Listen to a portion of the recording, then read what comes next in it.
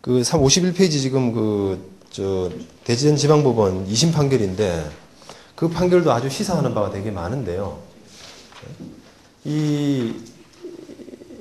이것도 이제 원룸, 고대 앞에 있는 원룸인데, 원룸 20채, 원룸 20가구가 있는 걸 팔았는데, 보증금을 다 공제하고 나머지만 넘겼죠. 마지막만 받고 넘겼는데, 그 세입자 중 일부가 이제 이렇게 임대차 보증금을 청구한 케이스입니다. 그러니까, 원고, 임차인, 피고, 전소유자. 네.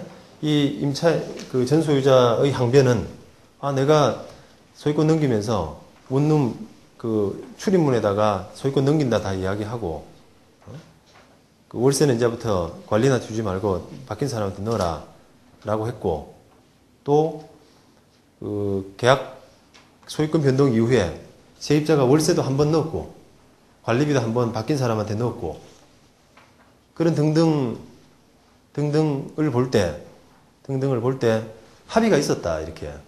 이제 이 사람을 소유권자로 인정하는, 임대인으로서 인정하는 합의가 전체적으로 다 이루어졌다. 물론 이제 그 두 사람 사고 파는 사람들 간에 보증금을 떠안기로 하는 합의는 당연히 있었던 거죠. 그 합의는 뭐 기본적으로 다 있는 거니까. 그런 합의에다가 게시판에다 붙이고 그다음에 월세도 한 번 정도 주고, 그런 사정이 있었기 때문에 이제 두 사람이 임대차 가격이 형성된 거다.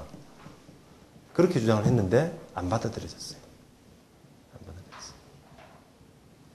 그렇다고 하더라도 임대인을 여기서만 돈 받아야 되는 그런 관계는 아닌 것 같다.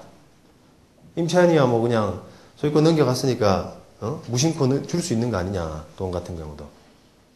물론 이제 완전히 인정해가지고 그냥 수회씩 이렇게 여러 번씩 넘겼다면은, 줬다 그러면은 그거는 완전히 인정하는 그 어떤 액션으로 봐질 수가 있겠죠. 그런데 그렇진 않은 케이스로 본 겁니다. 우리가 일반적으로 이제 우리가 채무인수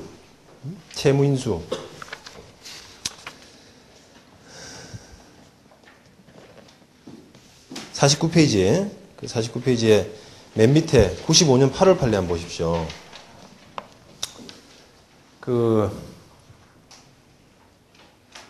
내가 A라는 사람한테 돈을 빌려줬습니다. 제가 돈 빌려줬는데 A가 저한테 갚아야 되는 거죠. 그런데도 불구하고 자기가 B한테 받을 게 있대요.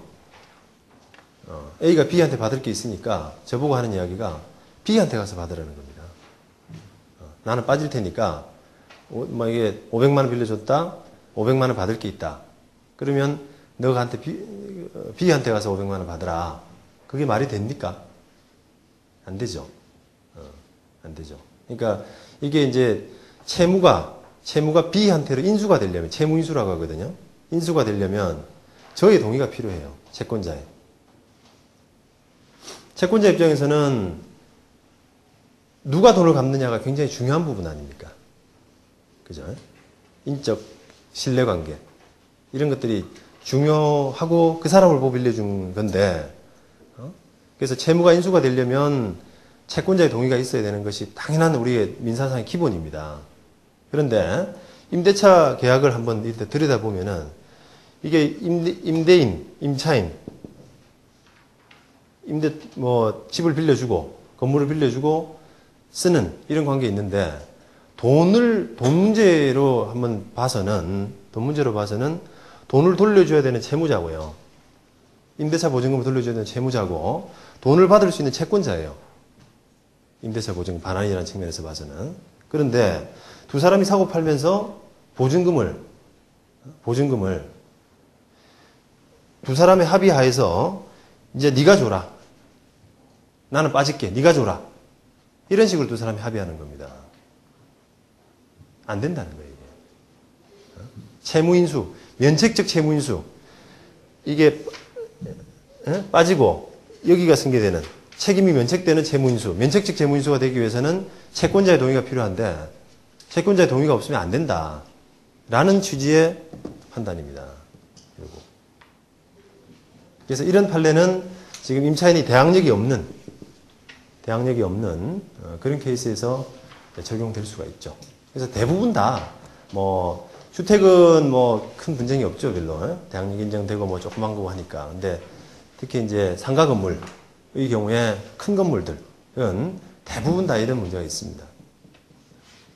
화산 보증 건물 2억 4천짜리 굉장히 작잖아요. 그러니까 그거는 뭐 얼마 안 되는 거고, 대부분 큰 건물들의 임차인들은 문제가 되기 때문에 이 법리를 항상 좀 파시는 분 입장에서는 주의를 좀 하셔야 돼요. 그 다음에 51페이지. 그럼 사는 사람 입장에서는 뭘 주의해야 되느냐? 사는 사람 입장에서는. 사는 사람 입장에서도 주의하실 게 있어요. 이게 지금 우리 거래관행상 매매 대금 10억짜리를 보증금 3억 빼고 7억만 주고 등기를 넘겨오는 거기 때문에 매수인 입장에서는 돈 문제에서는 손해볼 게 별로 없죠. 갚아주면 돼. 어차피 갚아줘야 될 거니까 3억은. 그런데 매수인 입장에서도 간혹 이 임차인의 어떤 임차인이 내고 있는 차임이라든지 이런 것들을 보고 그 수익률을 생각하고 투자하신 분들이 있습니다. 수익률을. 그래서 10억에 샀는데 임차인이 뭐 보증금 얼마에 월세를 한 500 정도 내고 있어서 아주 수익률이 좋다. 수익률이 한 10%쯤 된다. 예를 들어서. 그래서 그걸 보고 샀고 계약 기간도 한 5년 남았다 아직. 장기 임대차다. 그래서 유리하다. 라고 해서 샀는데 그 전제는 이 계약이 구속된다. 소유권이 바뀌더라도 계약은 그대로 간다라는 전제가 지금 된 거잖아요. 근데 그렇게 되느냐? 안 됩니다. 이게. 임대차 법이 적용되지 않는 임차인은 그 소유권자가 중간에 바뀔 때는 계약을 해지할 수 있는 권리가 있어요. 계약을 해지할 수 있는. 그래서 그 중도 해지할 수 있는 권리가 있기 때문에 그 사는 사람이 생각하는 수익률이 깨져버릴 가능성이 있습니다. 그럼 그거 가지고도 분쟁이 많이 생기죠. 아, 나는 수익률 보고 샀는데 임차인이 나간다고 그런다. 계약 물러야 되겠다. 깎아주라. 이런 이야기가 많이 납니다. 분쟁거리죠, 그게. 그게 과연 이제 계약을 해지할 수 있는 사유가 되느냐, 중대한 사유가 되느냐, 그런 것들과 관련해서 논쟁이 되죠. 자, 그렇다면 사는 사람 입장에서는 확인해야 됩니다. 결국은. 임차인이 계속 있을래 없을래, 나갈래 있을래, 이런 부분들을 매매 계약하기 전에 수익률이 그렇게 중요하다면 확인하셔야 돼요. 그래서 있는다 그러면은 다시 계약서를 쓰고 정식으로 그렇게 해서 매매 계약 하시는 게 낫고요. 동시에 하든지. 그렇지 않으면은 임차인이 이렇게 계약에서 벗어날 가능성이, 도망갈 가능성이 있습니다. 그 다음 마지막으로 임차인 입장에서는 그 계약기간 도중에 소유자가 바뀌었을 때 잘 판단하셔야 되죠, 이제. 이 사람을 뭐 대항력이 인정되는 임차인이야 뭐 그거 어떻게 할 수가 없습니다. 판단의 여지가 없어요. 선택의 여지가. 나는 뭐 여기서 받겠다. 이게 안 된다는 거예요. 안 된다는 겁니다. 그래서 임차인이 지금 현행법상 선택할 수 있는 부분은 임대차 대항력이 없을 때 소유권자가 변경됐을 때 이 바뀐 소유자를 인정할 것인가 말 것인가, 갈 건가 말 건가, 이 판단. 만약에 이제 생각도 없이 그냥 이 사람한테 월세 주고 하면은 그냥 이 사람하고 묶이게 되는 겁니다. 바뀐 사람하고. 잠깐만요. 네. 그래서 그 임차인은 이제 그런 부분을 좀 주의하셔야 되고요. 이 대항력과 관련해서 또 이제 많이 좀 헷갈리시는 부분이 이 간접점유. 이 경매하고도 좀 많이 관련이 있는데요. 예를 들어서 이제 갑과 을이 임대차 계약을 하고 을이 주민등록을 옮겨두지 않고 병이 옮겨뒀어요. 그러니까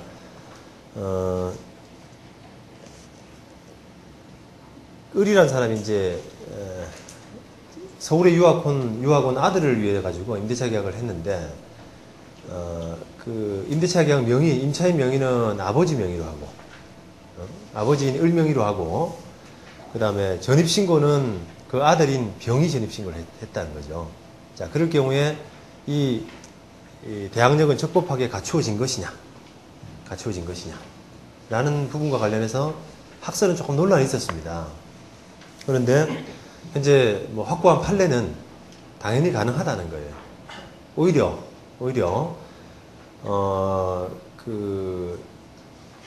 지금 을은 실제 점유하지 않고 병만 점유하는, 아들이 점유하는 그런 관계에서 을이 주민등록을 하면 오히려 위법하다는 그런 판단을 하고 있습니다. 을이 주민등록을 하면은 오히려 위법하고, 실제 점유하고 있는 사람의 주민등록이 맞는 주민등록이다, 대항력을 갖추기 위한 맞는 주민등록이다라고 해석을 하고 있습니다. 그래서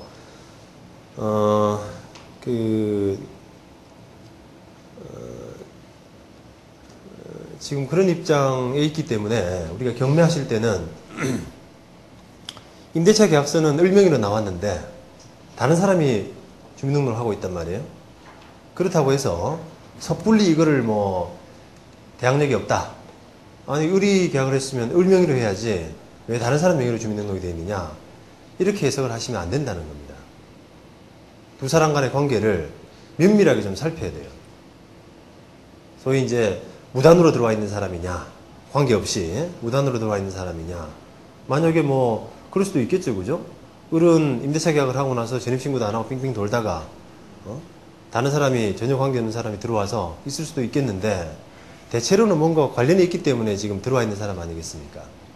그런 식으로 간접적으로 들어와 있는 사람이 있을 때는, 간접 점유를 하고 있는 사람이 있을 때는 그런 점유도 그러니까 대항력을 갖추기 위해서는 두 가지 요건, 점유, 전입신고. 네, 점유는 꼭 직접 점유가 아니라 간접 점유도 가능하죠. 그러니까 임차인의 입장에서 있는 발음이 잘 안 돼요. 임차인의 입장에서 있는 그 을 입장에서는 점유와 주민등록을 갖춰야 되는데, 점유는 자기가 직접 점유하지 않더라도 간접 점유 형태를 할 수 있고, 주민등록은 간접 점유하고 있는 사람, 직접 점유하고 있는 사람의 주민등록을 해야 된다는 거니까 당연히 을이 대항력을 갖추고 있는 거죠. 그죠? 그러니까 경매할 때는 섣불리 판단하지 마시고, 임대차 계약, 임차인과 전입신고가 된 사람 간의 관계를 조금 살펴보실 필요가 있습니다.